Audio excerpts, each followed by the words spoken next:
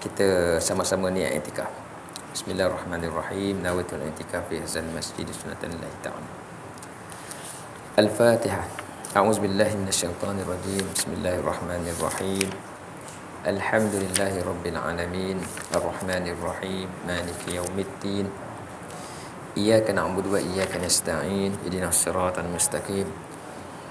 Siratal ladzina an'amta 'alaihim ghairil maghdubi 'alaihim waladdallin. Amin. Alhamdulillah. Alhamdulillahillazi arsala rasulahu bil huda wa dinil haqq liyuzhirahu 'ala ad-dini kullihi walau karihal kafirun. Asyhadu an la ilaha illallah wahdahu la syarika lah wa asyhadu anna Muhammadan abduhu wa rasuluh. Allahumma shalli 'ala sayyidina Muhammad wa 'ala alihi wa sahbihi wa barik wa sallim. Subhanaka la ilma lana illa ma 'allamtana innaka antal alimul hakim. La haula wala quwata illa billahil aliyyil azim. Amma ba'd.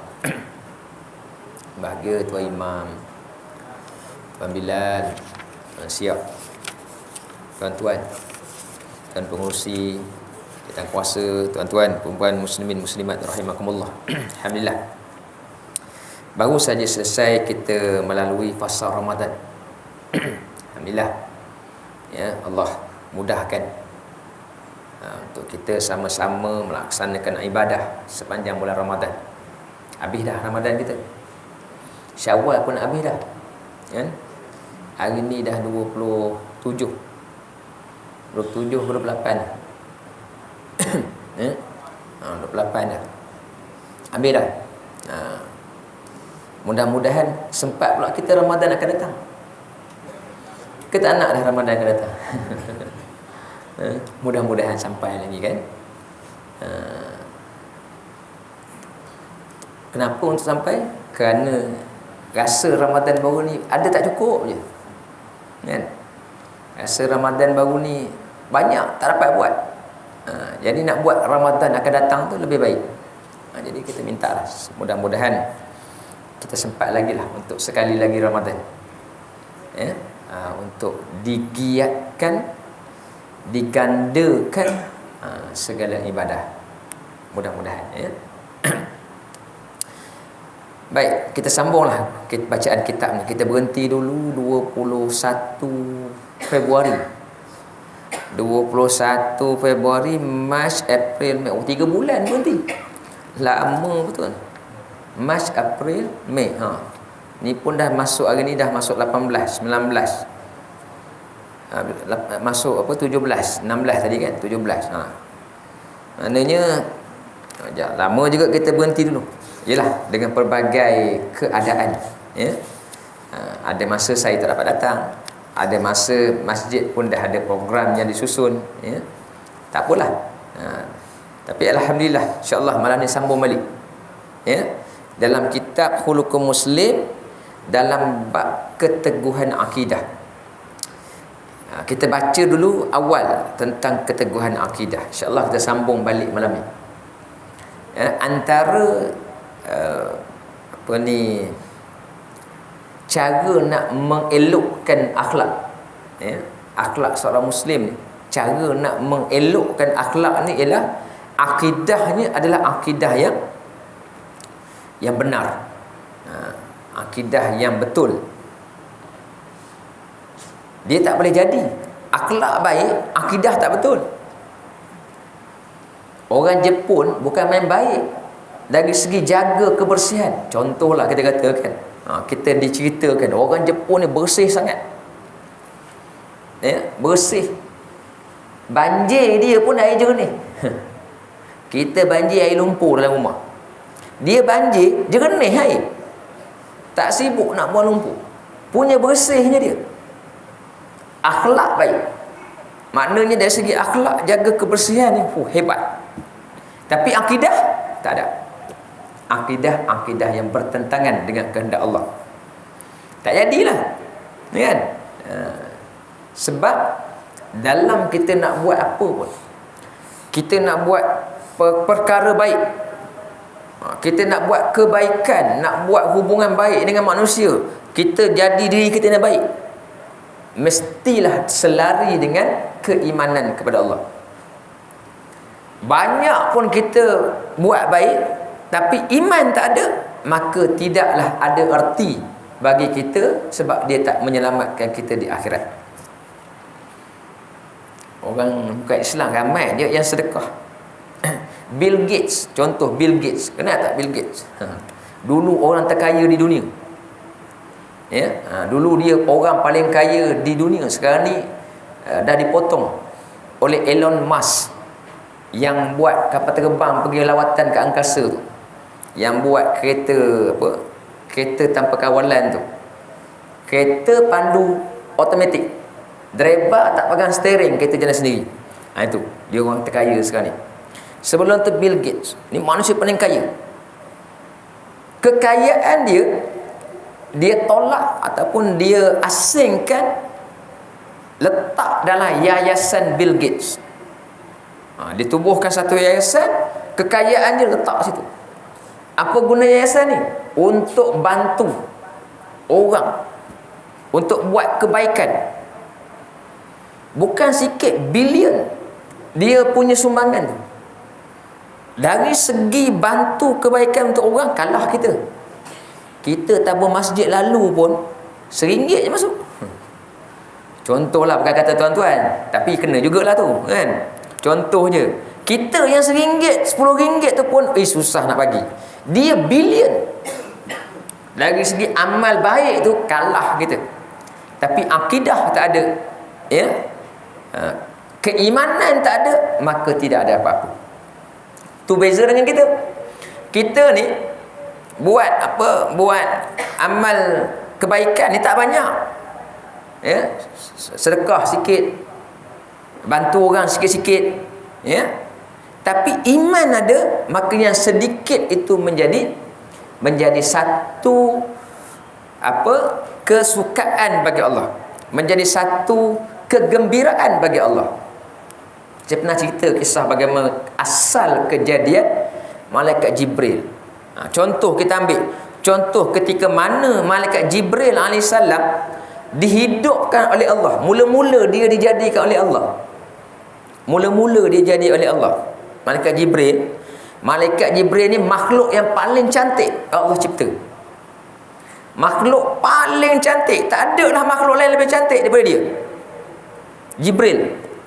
Allah jadikan dia dengan ada 600 pasang sayap. 600 pasang kiri kanan.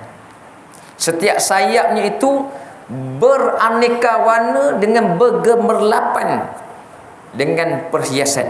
Cantik sangat. Kita tak dapat tengok lah. Diceritakan oleh Nabi SAW, Jibril ni sangat cantik. Nabi SAW dapat melihat Jibril dalam keadaan sebenar 2 kali. 2 kali dapat lihat. Salah satunya ketika di Sidratul Muntaha, ketika Isra Mi'raj. Jibril bila dia dicipta oleh Allah, dia sedar, dia terjaga, dia tengok kejadian ni, cantik sungguh. Dia rasa begitu gembira dengan kejadian dia sujud pada Allah. Dia terus sujud. Tunjukkan rasa gembira dia dengan sujud. Sujud tak angkat kepala selama 40 tahun. 40 tahun. Kita 40 minit jam. Kena orang lain tolong angkat sebab jam. Dia 40 tahun. Lepas 40 tahun dia pun bangun daripada sujud. Allah pun berfirman pada dia. Ya, Allah kata aku sangat kagum, ataupun Allah kata Allah begitu menerima sujudnya yang begitu hebat. 40 tahun bereset hebat. Tapi Allah kata Allah sangat kagum, sangat gembira dengan cara dia menunjukkan kegembiraan tadi, sujud 40 tahun. Tapi Allah kata satu masa nanti aku lebih gembira dengan hamba-Ku yang sujudnya tak berapa saat pun. Sujud dia tak berapa saat. Kemudian dia kehidupan dia ada masa buat baik, ada masa buat buruk. Ada masa buat pahala, ada masa buat dosa. Sujud pun tak berapa second je. Yang itu aku lebih gembira daripada sujud kamu ni. Siapa dia? Kita lah. Kita sujud mana lama? Sujud kita tadi berapa saat? 5 saat pun tak sampai. Itu lama dah tu. Hak jenis letak kepala terus bangun, lagilah tu. Kita lah, mana Allah kata kita yang akhir ni buat baik ada, buat buruk ada, sujud pun tak lama, tapi Allah lebih suka. Sebab apa? Kenapa Allah suka? Sebab kita sujud kerana mentaati perintah Allah. Kita sujud sebab apa? Allah perintah suruh solat, kita sujudlah. Tapi Jibril bukan sebab Allah tak perintah, kerana sukarela dia buat. Allah lebih suka sebab kita buat kerana atas perintah. nak tunjuk bahawa begitulah kita ni, ya, walaupun dari segi amal kebaikan kita tak banyak, tapi sebab kita ada iman, ini yang terbaik. Inilah yang paling baik yang ada pada kita. Sebagai orang Islam, inilah yang terbaik. Mungkin harta tak banyak, mungkin benda-benda lain tak banyak, ya, tapi sebab iman kita ada, disitulah yang terbaik. Ya. Sebab apa? Sebab iman inilah yang akan selamatkan kita ke akhirat. Boleh jadi dengan iman ni besok kita direct masuk surga. Boleh jadi. Boleh jadi dengan iman ni besok kita lambat sikit, perlu melalui proses baru masuk surga. Boleh jadi dengan iman ni ada mungkin kita termasuk juga ke dalam neraka sekejap, tapi Allah keluarkan masuk balik surga.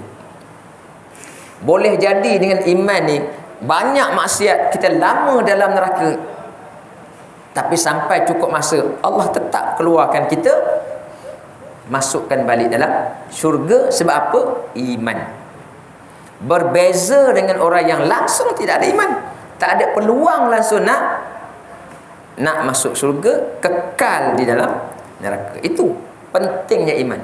Besar, kecil, banyak, sikit, selagi ada, dia menyelamatkan kita. Kalau tak ada, habis. Untung. Sebab itulah dari segi ni, dalam bab akhlak ni, antara yang disusun oleh Syekh Muhammad Al-Ghazali ni, diletakkan kita kena jaga akidah. Akidah kita kena latih supaya akidah kita kuat. Baik. Setiap orang Islam mestilah meyakini keimanan yang ada dalam dirinya dan bersihkan jiwanya dari sifat-sifat yang buruk. Ini basic. Kita ni iman dah ada dah. Tuan-tuan semua dah ada iman dah. Yakin kepada Allah, yakin kepada rukun-rukun iman, ya. Amal soleh pun dah ada dah. Bukan setakat iman, amal soleh dah ada dah. Yang penting sekarang ni apa? Jaga dan juga pastikan iman ni tak hilang. Ya, pastikan iman ni tak hilang. Tuan-tuan ni, ya, orang yang Allah bagi gerakkan rasa hati datang ke masjid. Tuan-tuan ni, alhamdulillah masjid ni masjid yang antara ramai lah, ya, jemaah dia. Ya. Tuan-tuan ni Allah dah gerakkan hati sekarang ni datang ke masjid. Tapi ingat, kena jaga-jaga. Bimbang sampai satu masa tiba-tiba hilang rasa nak ke masjid. Tiba-tiba rasa menyampah masjid, tak nak pergi terus. Bahaya sangat. Sebab apa? Ketika itu boleh jadi Allah tarik rasa nikmat nak ke masjid. Kita pun mula rasa membenci, mula nak menjauh, mula nak meninggalkan masjid. Bimbang ketika itu ajal kita dah makin hampir. Tapi kalau keadaan ini berterusan, jaga sampai akhir hayat, insya-Allah, ya, nikmat dengan amal ni akan ada. Ya. Ramai orang macam tu. Ada orang macam tu. Tengok awal rajin masjid, pergi. Tiba satu masa berhenti, tak pergi dah. Itu yang kita bimbang. Ya. Bimbang keadaan tu. Jadi kita minta, na'udzubillah min zalik. Aku berlindung kepada Allah daripada perbuatan seperti itu. Kami berlindung dengan Allah daripada macam tu. Ya. Kita minta. Dan juga baiknya kalau kita mampu bawa orang lain juga sama dengan kita,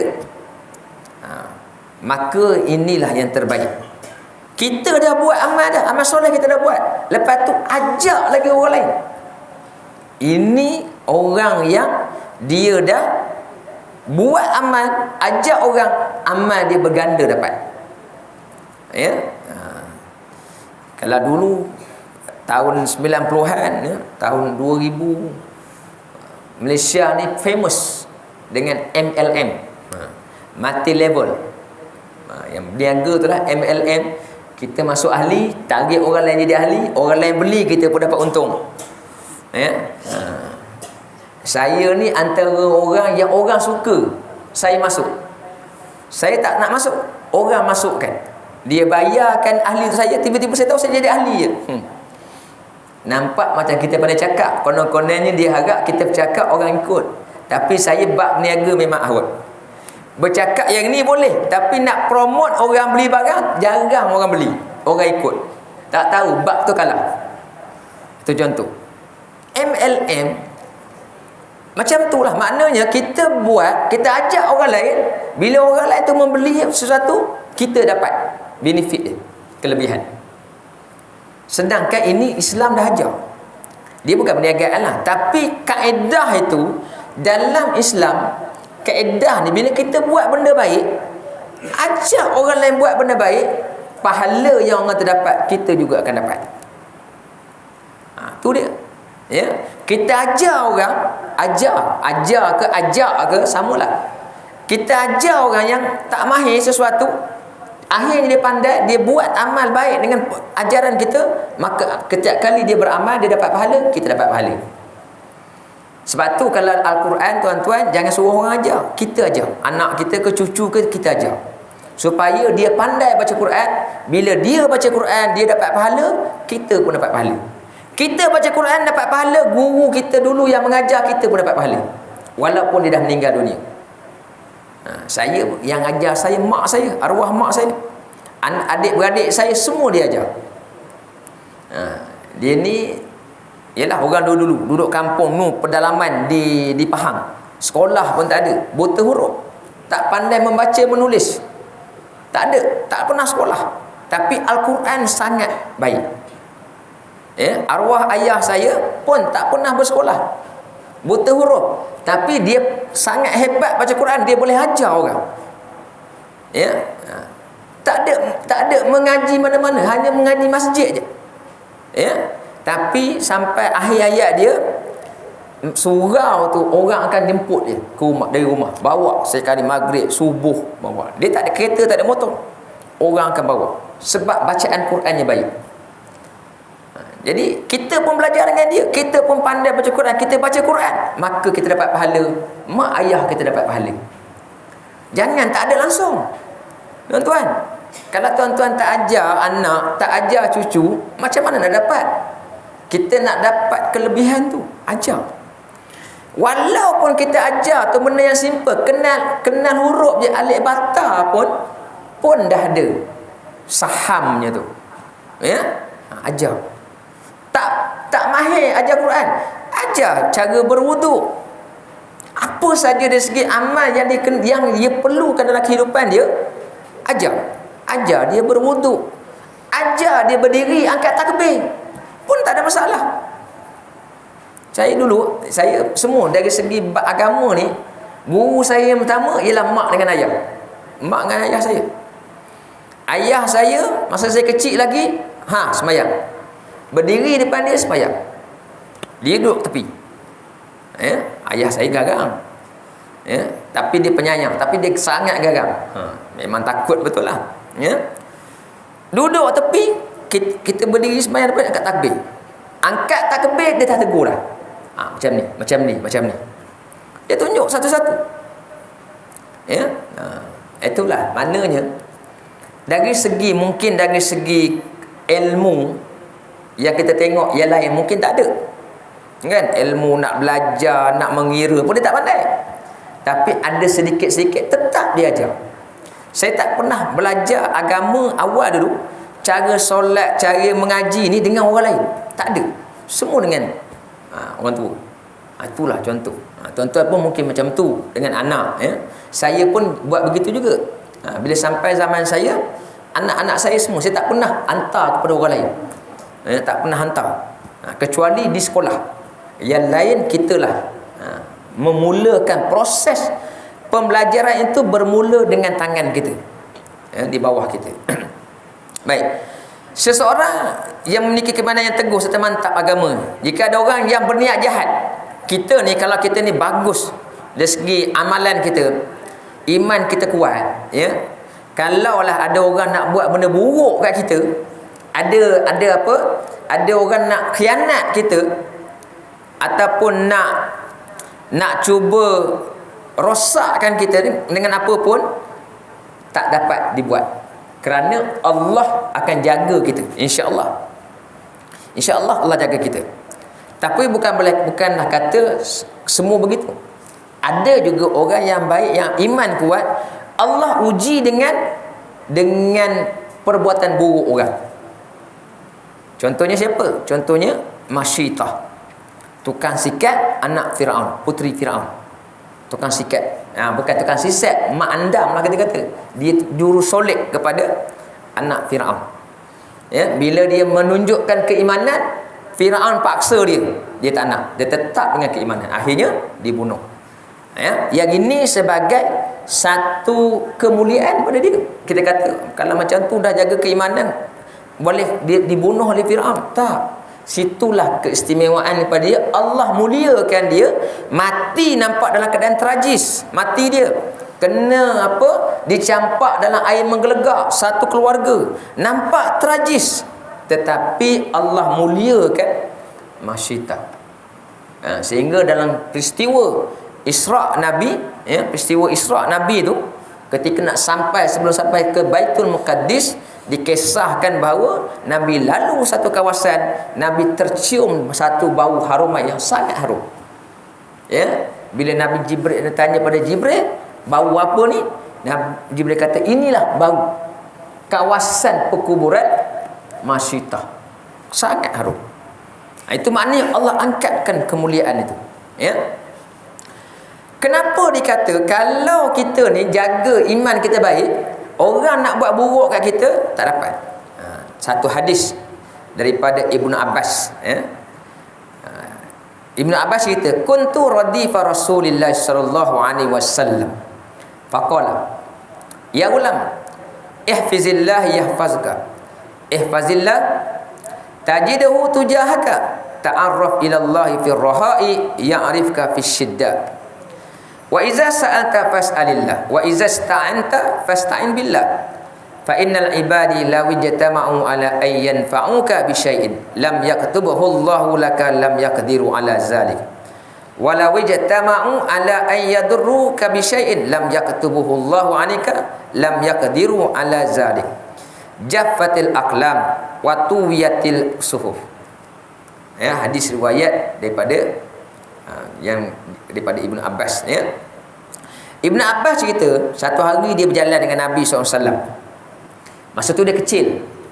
Ibnu Abbas ni sahabat Nabi yang kecil dipanggil. Ya. Ada beberapa orang sahabat di kategori sahabat, tapi ketika bersama dengan Nabi mereka ni kanak-kanak. Budak-budak lagi dah dikira sahabat. Ibnu Abbas, Abdullah bin Abbas, Abdullah bin Umar, Abdullah bin Ibnu Mas'ud. Dia ada dalam 4 orang nama Abdullah yang dikenali sebagai sahabat kecil. Mereka bersahabat dengan Nabi, tapi mereka ni kanak-kanak, umur dalam 7-8 tahun, tapi dikira sahabat. Ini special. Dahlah mereka kanak-kanak, mereka ni banyak meriwayatkan hadis Nabi. Mereka ni kuat ingatan. Ya, contohnya yang ini. Abdullah bin Abbas kata satu hari dia jalan dengan Nabi. Ya, jalan dengan Nabi, Nabi pun nasihat dia. Sambil berjalan ni, Nabi beri pesanan-pesanan. Nabi kata, ya ulam.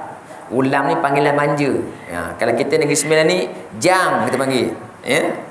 Orang Arab panggil ya ulam. Ya. Panggilan mesra. Abdullah bin Abbas ni sepupu Nabi, ya, sepupu pada Nabi SAW. Ya. Nabi kata apa? Ulam, ya wahai ulam, ihfizillah yahfazka. Kamu kamu jaga Allah. Maksudnya kamu jaga keimanan kamu kepada Allah, nescaya Allah akan jaga kamu. Kita ni kalau jaga keimanan pada Allah, insya-Allah Allah jaga kita. Itu Nabi kata. Ya. Peliharalah keimanan kepada Allah, pasti Allah akan pandang kamu. Ya, Allah akan pandang. Maknanya Allah akan sentiasa melihat kita. Ya, akan sentiasa kita ni dalam pemeliharaan Allah. Okey. Kamu ingat kepada Allah ketika mana kamu sedang seronok. Kita tengah gembira. Seronok kita ingat Allah. Kita tengah seronok, kita tak ingat Allah biasanya. Sedih kita ingat Allah. Kan? Kalau kita ditimpa sesuatu yang menyedihkan, masa tu lah kita Allah ingat. Ya? Tiba-tiba kena sakit, terbaring kat hospital atau katil, apa kita sebut? Allah. Tak putus-putus Allah. Sebab apa? Masa tu kita ingat Allah. Tapi kalau kita tengah seronok, jarang kita ingat Allah. Kita lupa. Tapi Nabi kata, kalau kamu tengah gembira, kamu ingat Allah, nescaya ketika kamu susah nanti, Allah ingat kamu. Maksud Nabi kata susah ni bila? Bila kita susah? Bukan dunia. Susah kita ni esok ialah di akhirat. Dunia ni susah-susah pun sikit je. Ya, kat dunia ni kita susah. Susah dunia ni kecil sangat. Yang besarnya ialah susah ke akhirat. Di mahsyar besok susah. Di mahsyar susah sangat kita. Kita dah cerita dekat mahsyar ni. Susah. Kita berhadapan dengan hisab, kiraan, mizan apa semua, semuanya susah.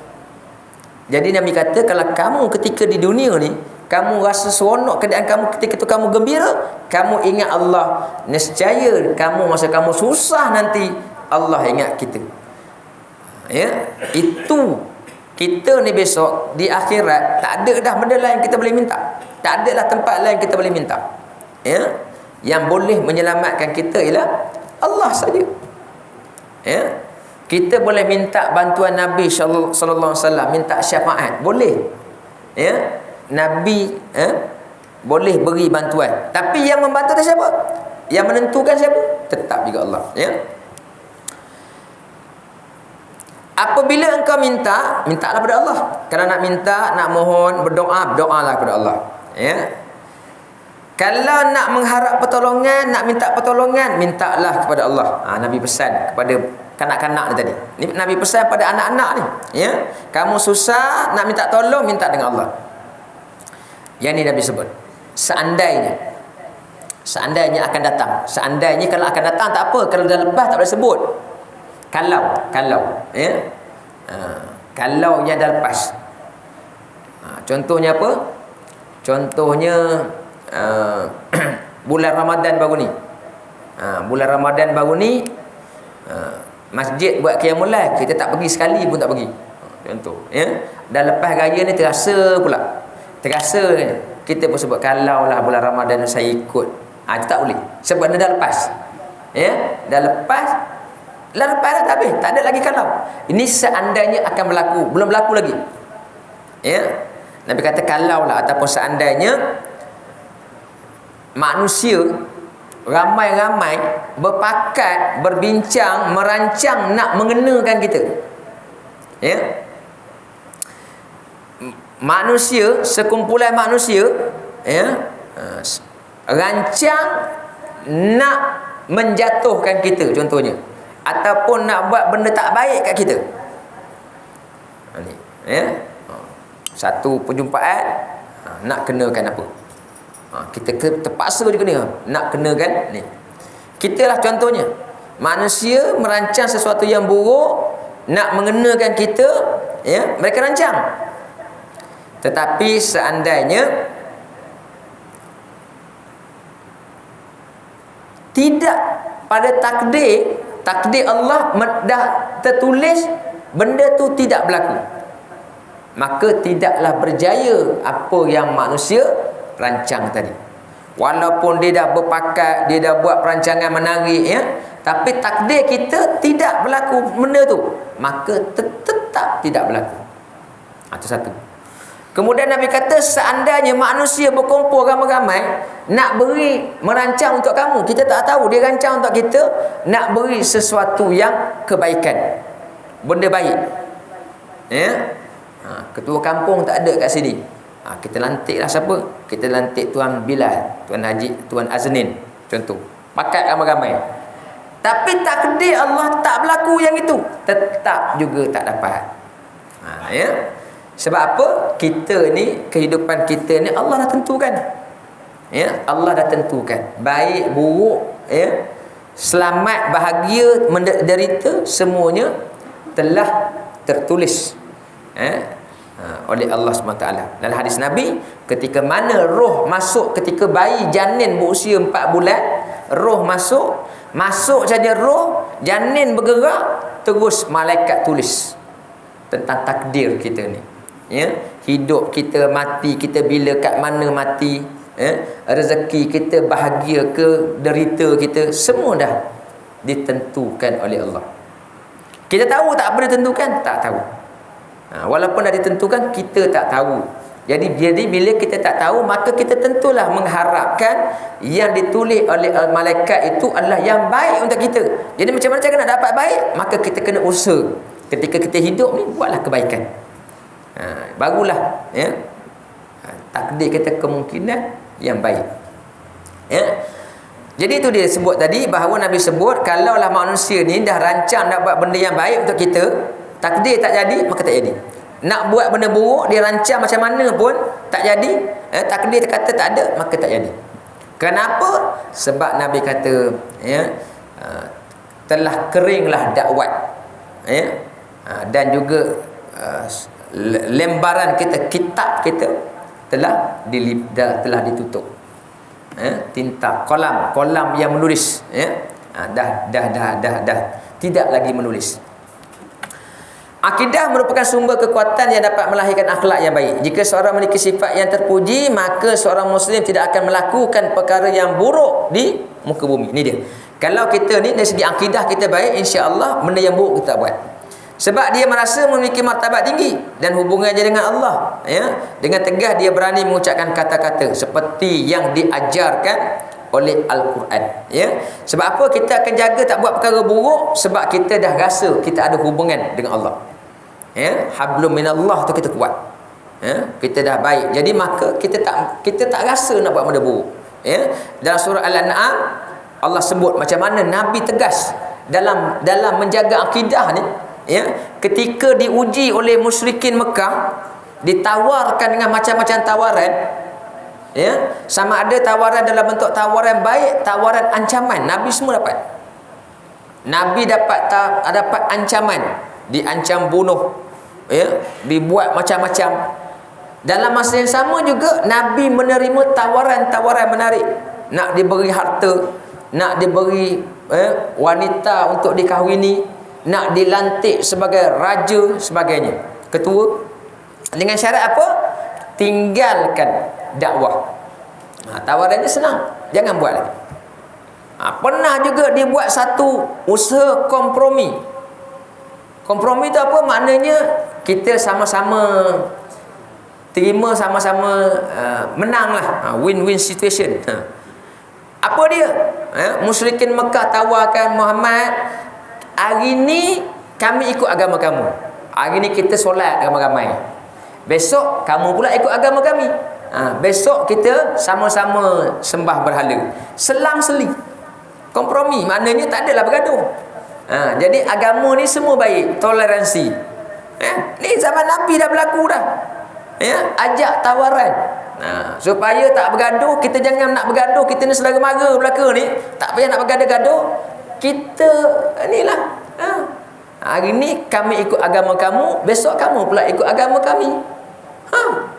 Kan bijak tawaran tu.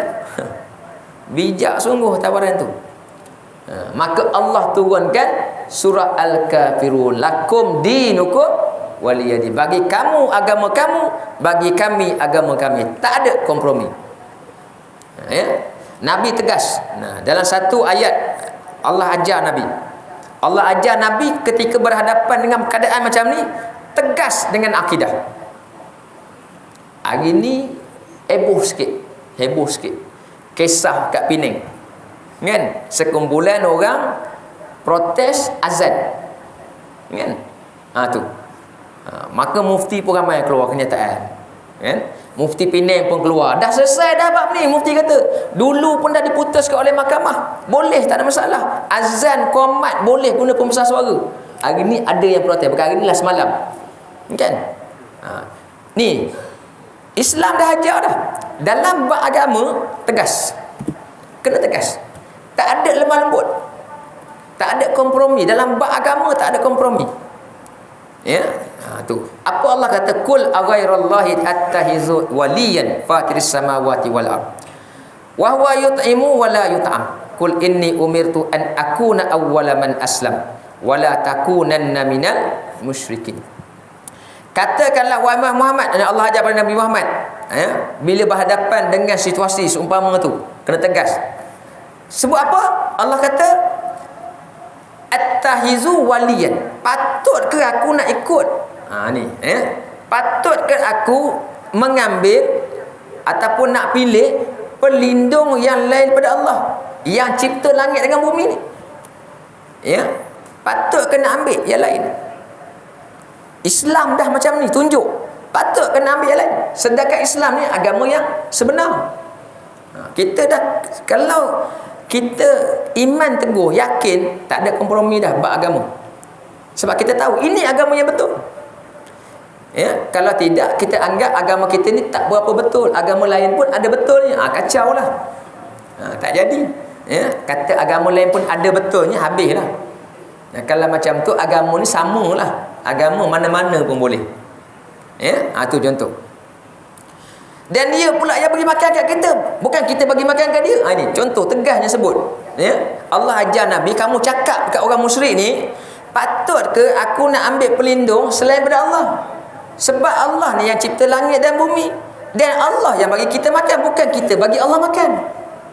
Tu sindiran kan. Orang sembah bahala, dia mula makan dekat Tuhan dia kan. Dia bawa makanan, buah limau apa semua 10. Buruk buah limau tu tak tersapu usik, tapi tetap bagi kan. Sebut lagi Allah kata, katakan lagi, sesungguhnya aku diperintahkan supaya menjadi orang yang pertama menyerahkan diri kepada Allah. Kita buat semua ni sebab kepatuhan kita kepada Allah. Kenapa kita azan? Kenapa kita qomat? Sebab itu tanda kepatuhan kita kepada Allah. Satu-satunya bentuk agama yang tak putus di dunia ni ialah azan.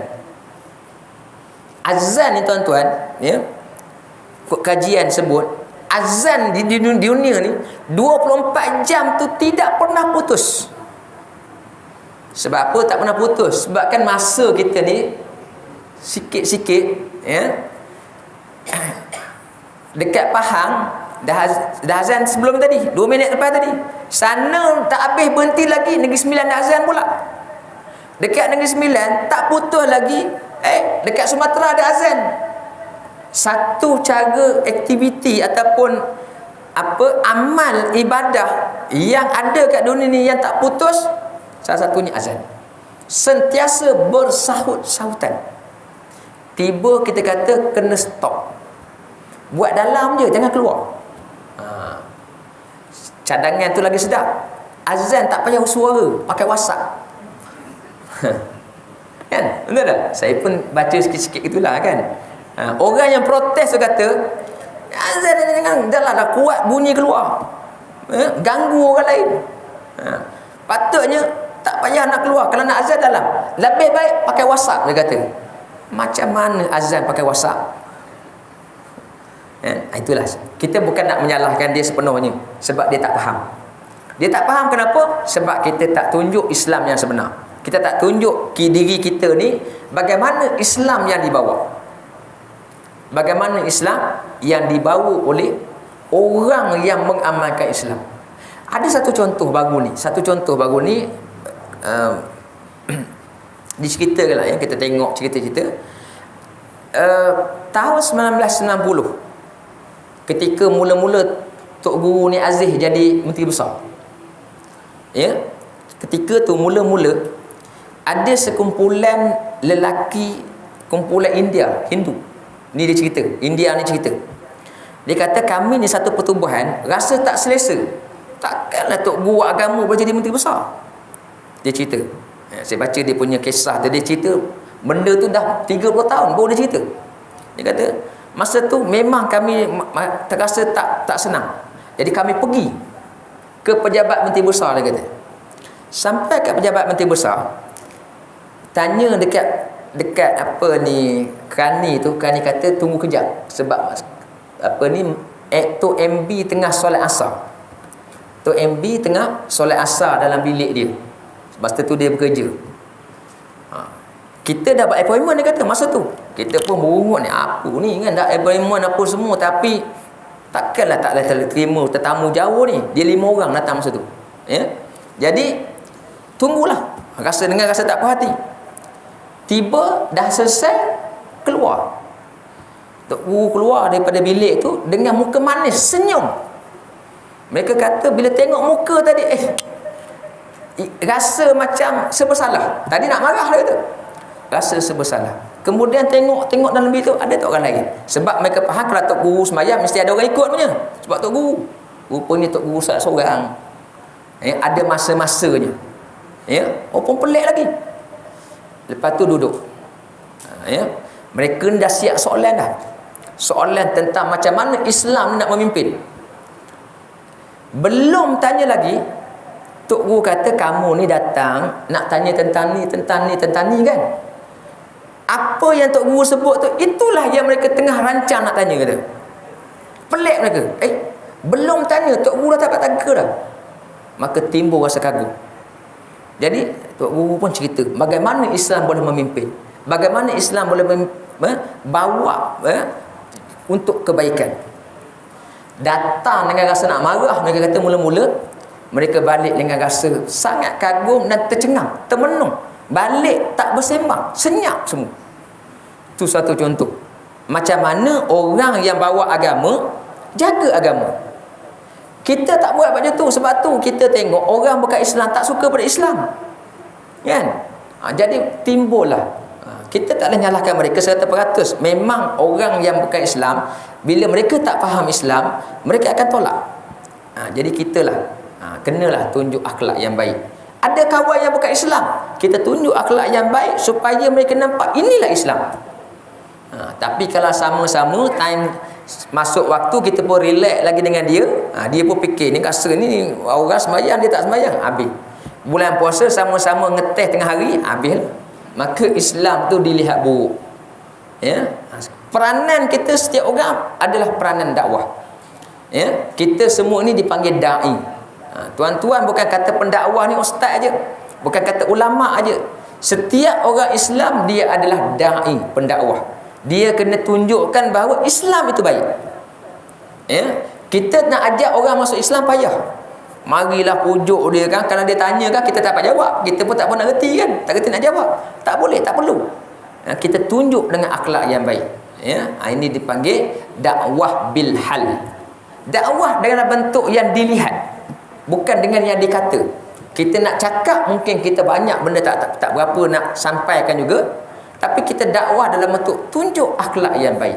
Nabi SAW kata dalam sejarah, ramai yang terima Islam bukan sebab dengar cakap Nabi pun, bukan sempat dengar, tak dapat nak jumpa Nabi, tak dapat dengar, tapi melihat keadaan Nabi.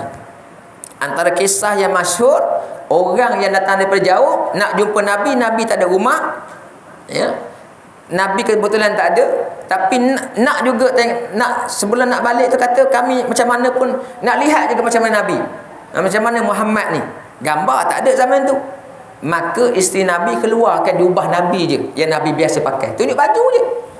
Maka bila dilihat jubah Nabi, di situ pun telah menunjukkan apa indahnya Islam. Seorang ketua, seorang yang dipandang tinggi, orang yang dimuliakan, jubah dia tak ada kemewahan, jubah dia umpama orang biasa, maka dilihat bahawa orang ni bukanlah dia nak jadi pemimpin kerana nak kemegahan dunia, tapi dia memimpin memang benar kerana keikhlasan. Itu dakwah habislah. Begitulah kita, ya. Kalau kita boleh bawa macam ni, insya-Allah Islam ni akan cantik, Islam ni akan lebih dipandang tinggi. Wallahu alam. Cukuplah untuk malam ni sekadar untuk permulaan kita sambung balik, ya. Kuliah kita, mohon maaf lah kalau ada silap-silap kan, ada kata-kata kan, ada contoh yang tak kena ke kan, minta maaf, ya. Mudah-mudahan, ya, apa yang kita belajar malam ni dapatlah menjadi sebagai satu panduan untuk kita bersama dalam kita kita nak meneruskan ibadah kita ni, nak menghabiskan sisa-sisa kehidupan kita yang tak berapa lama dah, insya-Allah, ya. Wallahu alam. Mohon maaf sekali lagi. A'udzubillahi minasyaitonirrajim. Bismillahirrahmanirrahim. Alhamdulillahirabbil alamin. Wassalatu wassalamu ala asyrafil anbiya'i wal mursalin wa ala alihi wa ashabi ajmain. Ya muallima Ibrahim al-hikmata 'allimna, ya mufahhima Sulaiman fahimna. Fafahamnaha Sulaiman wa kullan ataina hukman wa ilma. Wa sakharna ma'a Daud dan jibala yusahbihna wa tayra wa kunna fa'ilin. Ya Rabba Sulaiman wa ya Rabba Ibrahim wa ya Rabba Musa wa Isa wa ya Rabba Muhammadin sallallahu alaihi wasallam, akhrijna min zulumatil jahli wan nisyan bi rahmatika ya arhamar rahim. Allahumma zidna ilma warzuqna fahma bi rahmatika ya arhamar rahim. Allahumma arzuqna fahman nabiyyin wa hifzal mursalin bi rahmatika ya arhamar rahimin. Walhamdulillahi rabbil alamin. Subhanakallahumma wa bihamdika asyhadu an la ilaha illa anta astaghfiruka wa atubu ilaik. Bismillahirrahmanirrahim. Wal 'asr innal insana lafi khusr illa allazina amanu wa 'amilus solihati wa tawassaw bil haqq wa tawassaw bis sabr. Assalamualaikum warahmatullahi wabarakatuh.